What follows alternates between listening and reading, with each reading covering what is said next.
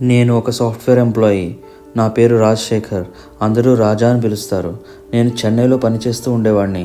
నాకు చిన్నప్పటి నుంచి ప్రతి సమ్మర్ హాలిడేస్కి మా అమ్మమ్మ దగ్గరికి వెళ్ళటం అలవాటు.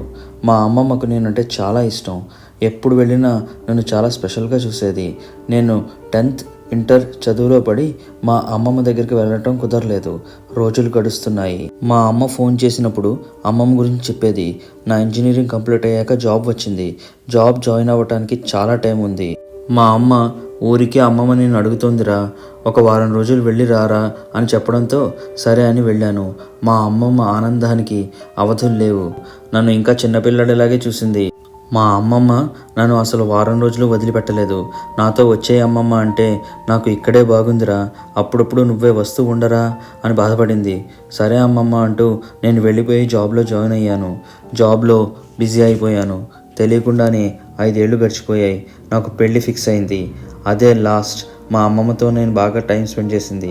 తర్వాత 2 ఏళ్లకి మా అమ్మమ్మ చనిపోయింది. నేను లండన్లో ఉండటం వల్ల కనీసం ఆఖరి చూపుకు కూడా వెళ్ళలేకపోయాను. కానీ ఎంతగానో బాధపడ్డాను. చాలా రోజులకి నాకు ఒక విషయం తెలిసింది.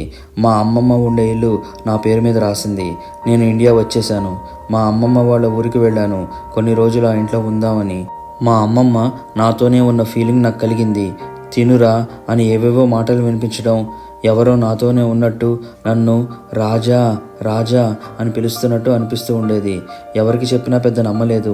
మా అమ్మ మాత్రం అవేం నాకు తెలియదురా, నువ్వంటే మాత్రం అమ్మమ్మకి చాలా ఇష్టం, అందుకే నీకు ఆవిడ మాటలు అలా వినిపిస్తున్నట్టు ఉన్నాయి.